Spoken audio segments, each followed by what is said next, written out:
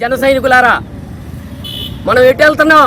ఒక కూటమి గెలుపు కోసం ఆహర్నిశలు కష్టపడ్డటువంటి జన సైనికుడి మీద, ఒక నియోజకవర్గ సమన్వయకర్త మీద దాడి చేయండి, చంపేసేయండి అని సుపారీ ఇచ్చినటువంటి మన కూటమి ఎమ్మెల్యే గారు చెప్పడం ఇది ఎంతవరకు సమంజసం? దీని మీద నేను అవసరమైతే ఆమరణ నిరాహార దీక్షకి కూర్చుంటున్నాను. ఈ సందర్భంలో రవీంద్రనాథ్ ఠాగూర్ గారు చెప్పినటువంటి కొటేషన్ ఒకటి చెప్తున్నాను, చిన్న కవిత. మీరు ఏదైనా విషయం జరిగిన తర్వాత మీరు రాల్చే కన్నీటి బొట్లు కానీ, తీసుకొచ్చే శాలువాలు కానీ, పూల బొకేలు కానీ అవన్నీ కూడా నేను చూడను. ఏదున్నా కూడా ఇప్పుడు ప్రస్తుతం ఏం జరుగుతుందనేదే నాకు కావాలా. అందుకని దీని మీద పూర్తి స్థాయిలో విచారణ జరగాల. ప్రభుత్వ అధికారులు అసలు ఎందుకు భయపడుతున్నారు ఇక్కడ ఉద్యోగం చేయాలంటే? అసలు ఏంటి దీని వెనకమాల ఉన్నది ఏంటి? ఎవరో ఈ విద్యుత్ శాఖలో ఉన్నటువంటి ఈ పోస్టులు, కాంట్రాక్ట్ కార్మికుల పోస్టులని అమ్ముతున్నది ఎవరో? దీని మీద మేము పూర్తి స్థాయి విచారణ కోరుతున్నాం. ఎందుకంటే మేము కూటమిలో భాగస్వామ్యంగా ఉన్నాం, మాకు తెలియాలా ఇవన్నీ కూడా. సీసీ రోడ్ల కమిషన్ ఎంత అండి? 6% సీసీ రోడ్లకి. రేషన్ షాపులకి 9 లక్షలు నెలకి. బెల్ట్ షాపులు రద్దు చేస్తానన్నారు ఎమ్మెల్యే గారు, గౌరవ ఎమ్మెల్యే గారు ఏం చెప్పారు? అందరూ కూడా మద్యం షాపులు టెండర్లకు వెళ్తుంటే ఎవడో కూడా ఇక్కడ బెల్ట్ షాపులకి అసలు నా నియోజకవర్గంలో తావే లేదన్నారు. అంటే సోషల్ మీడియాలో పెట్టే ఏ జరగమని అర్థం దీని ప్రకారం. ఆయన గారే 43 ఓన్లీ తిరువూరు టౌన్లోనే 4 షాపుల ద్వారా 43 బెల్ట్ షాపులు రన్ అవుతున్నాయనే ఒక గౌరవ శాసనసభ్యులు ప్రభుత్వ అధికారులతో పనిచేయించుకునేటటువంటి పరిస్థితిలో ఉండి, ప్రభుత్వంలో ఉండి బెల్ట్ షాపులు రన్ అవుతున్నాయని ఆయనే చెబుతుంటే, మరి వీటి మీద గౌరవ సభ్యులైనటువంటి మినిస్టర్ అయినటువంటి ఎక్సైజ్ మినిస్టర్ అయినటువంటి కొల్లు రవీంద్ర గారికి ఎందుకు కంప్లైంట్ ఇవ్వలేదండి గౌరవ ఎమ్మెల్యే గారు? ఎందుకని? దీంట్లో ఏమైనా ముడుపులు వస్తున్నాయా? ఓపెన్గా అడుగుతున్నా. మట్టి తోలకాల మీద మేము పోరాటం చేసాం. అవి ఇస్తాను పెద్ద పెద్ద ఫంక్షన్ హాల్ కట్టిస్తామని చెప్పామంటే వాగ్దానాలు. మసీదులకి ఇస్తామన్నారు, పుట్రాల్లో చర్చికి ఇస్తామన్నారు, ప్రతి చోట వెళ్ళిన చోటల్లా. ఏమవుతుంది అది? ఆ రోజున మీ గెలుపు కోసం కష్టపడ్డ వాళ్ళందరినీ పక్కన నెట్టేశారు. ఈ రోజున భజన చేసే వాళ్ళని నలుగురు నేసుకొని భయపెట్టాలని చూస్తే ఇక్కడ భయపడటానికి ఎవరో జన సైనికుడు సిద్ధంగా లేడు. గుర్తుపెట్టుకోవాలా, ప్రాణం పోయినా జనసేన జెండాతోనే పోతాం. ఏదుండా తేల్చుకునే దానికి చేస్తాం. ఈ విషయం మీద పవన్ కళ్యాణ్ గారు, చంద్రబాబు నాయుడు గారు నిజం నిగ్గు తేల్చాలా. ఇక్కడ జరుగుతున్న అక్రమాలన్నింటి మీద కూడా జ్యుడిషియల్ ఎంక్వైరీ అడుగుతున్నాం.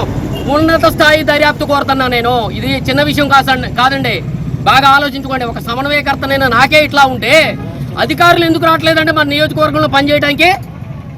ఫస్ట్లో పోలోమంటే వచ్చారు, తర్వాత తట్టా బుట్ట సదురుకొని వెళ్ళిపోతున్నారు. ఎందుకు భయపడుతున్నారు? దానికి సమాధానం కావాలా ప్రభుత్వం నుంచి. ఖచ్చితంగా ఎంక్వైరీ జరగాల దీని మీద. మరొక విషయం అంటే, ఈ మధ్యకాలంలో గోపాలపురంలో మేము క్వారీ నవంబర్ 22 ధర్నా చేశాం సార్. అదే సందర్భంలో ఆ క్వారీ మాది కాదన్నారు. మీది కానప్పుడు మీ పిఏగా ఉన్నటువంటి జట్టిదాస్ గారు నాకు ఫోన్ చేసి క్వారీ మాదే, నువ్వు వెళ్ళిపోని ఎలా చెప్తారు సార్? క్వారీ మాదేనని.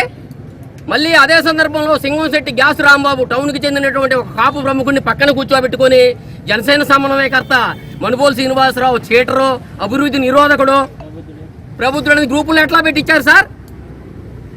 నేను అవినీతి నిరోధకుండా, లేకపోతే నా ఆస్తి పాస్తులేంటా? ఇప్పుడు నేను వైట్ పేపర్ రిలీజ్ చేస్తాను, మీకు చేసే దమ్ముంటారండి. ఇప్పుడు చెప్తున్నా, మీ ఆస్తి పాస్తులు ఏంటి, అఫిడవిట్లో మీరు ఏమిచ్చారు, ఇప్పుడు ఏమున్నాయి అనేది చర్చ పెడదామా?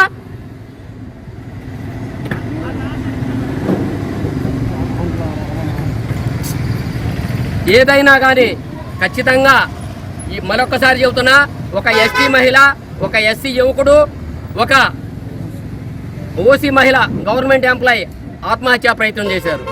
నాకు సంబంధించిన వాళ్ళ దగ్గర ఉన్నాయి. అవి ఎక్కడికైనా వెలుగులోకి వస్తే మీరు భయపడాల్సిన అవసరం లేదు. ఎందుకంటే విషయం చెప్తున్నా, ఈ పరిస్థితులు ఎట్లా ఉంటాయి? పోరాడితే పోయేదేముంది, బానిస సంఖ్యలు తప్ప అని చెప్పినటువంటి ఇది. బానిసగా బతుకుతో పోరాడకపోతే అంబేద్కర్ గారు చెప్పిన సూక్తి. రంగా గారు ఏం చెప్పారు? పోరాడంలో నీ ఆత్మధైర్యం ఉందన్నాడు. అదే చెప్తున్నాం మేము. మరొక్కసారి చెప్తున్నా, తిరువూరు నియోజకవర్గ జనసేన పార్టీ సమన్వయకర్త నైనా మనుబోలు శ్రీనివాసరావు అనేటటువంటి నేను ఈరోజు మార్చి 19 చీమలపాడు గ్రామంలో జనసేన పార్టీ కృష్ణా జిల్లాలో ఫస్ట్ దిమ్మ దగ్గర కూర్చొని జన సైనికులతో నా సొంతంగా నా దగ్గర ఉన్నటువంటి ఆధారాలతో కొన్ని నా దగ్గరకు వచ్చినటువంటి ఆధారాలను బేస్ చేసుకొని నేను ఆరోపణలు చేస్తున్నమాట వాస్తవం. దీంట్లో ముఖ్యంగా నాకు ప్రాణహాని ఉంది, థ్రెట్ ఉంది. నాకు ఒక వ్యక్తికి సుపారీ ఇచ్చారు ఎమ్మెల్యే గారు. ఒక దళిత యువకుడికి పల్లెకంటి డేవిడ్ అనేటటువంటి పెద్దవరానికి చెందినటువంటి అతను స్వయానా చెప్పడం నాకు జరిగింది. మీరు కూడా సోషల్ మీడియాలో చూశారు. అతనికి పేమెంట్లు ఎట్లా జరిగినాయి, ఏంటి, ఎవరి మీద దాడి చేయమన్నారు, ఇవన్నీ కూడా హల్చలైనవి. మేము లైట్ తీసుకున్నాం, కానీ జరుగుతున్న పరిణామాలు చూస్తే అట్లా ఉండట్లా. నాకు ప్రాణహాని ఖచ్చితంగా ఉంది. ఎమ్మెల్యే గారి నుంచి నాకు రక్షణ కావాలా, ఇది పక్కా. ఎందుకంటే ప్రతి చోట నేను అడ్డం తగులుతున్నా అవినీతి అక్రమాలకి. గోపాలపురం క్వారీ విషయంలో తగిలాం, సీసీ రోడ్ల విషయంలో తగిలాం, అన్ని విషయాల్లో తగులుతున్నాం మేము. కాబట్టి ఆయన టెర్మినేట్ చేయాలనుకున్నాడు నన్ను భౌతికంగా. కాబట్టి ఈ విషయంలో నాకు ఏ ప్రాణహాని జరిగినా, ఇంత స్క్రాచ్ పడినా ఒంటి మీద నాకు కానీ నా కుటుంబ సభ్యులు కానీ గౌరవ ఎమ్మెల్యే గారి కొలికిపూడి శ్రీనివాసరావు గారే బాధ్యత తీసుకోవాలి. దీనికి డైరెక్ట్గా ఆరోపణ చేస్తున్నాను. ఇప్పుడు దీని మీద ఇవ్వండి, మీరు పంపించండి. ఎందుకు వచ్చింది సార్? జోదం విషయంలో వచ్చిందని ఆయన గారే స్వయానా చెప్పారా సార్? గౌరవమైనటువంటి పత్రికా మిత్రులందరినీ కూడా గోపాలపురంలో వార్తలు రాస్తాయి, పాత ఫోటోలు వేశారు, ఇళ్లకొచ్చి గుట్టలు తీసి కొడతానని చెప్పారా సార్? ఆశయ్య గారు 50 లక్షల విషయంలో కంప్లైంట్ ఇచ్చారా సార్? ఆ 2 విషయాల మీద నేను ఖండనిచ్చిన ఆ రోజునే ప్రభుత్వం నుంచి ఉన్నత స్థాయి దర్యాప్తు కోరాను సార్. పేపర్ కటింగ్లు ఉంటాయి, మీ అందరికి ఇస్తాను నేను. మేము అడిగేది కూటమిలో భాగస్వామ్యంగా ఉన్నాం కాబట్టి చాలా కంట్రోల్గా మాట్లాడుతున్నాం. భాగస్వామ్యంగా ఉన్నటువంటి నీ గెలుపు కోసం క్షమించాలా, మీ గెలుపు కోసం ఆహర్నిశలు కష్టపడ్డటువంటి జన సైనికుల ఉసురు కొట్టే విధంగా ప్రవర్తించడం ఇది ఎంతవరకు సమంజసమో ఇది రాష్ట్రం మొత్తం ఉన్నటువంటి జన సైనికులారా ఒకసారి ఆలోచించండి. అంటే పవన్ కళ్యాణ్ గారు వీక్ అయిపోయారు, పవన్ కళ్యాణ్ గారి పంచాయతీరాజ్ శాఖ వీక్గా ఉంది తిరువూరులో అనేటటువంటి భ్రమను కల్పించాలని మీరు ఏమైనా జనంలోకి తీసుకెళ్దాం అనుకున్నారా?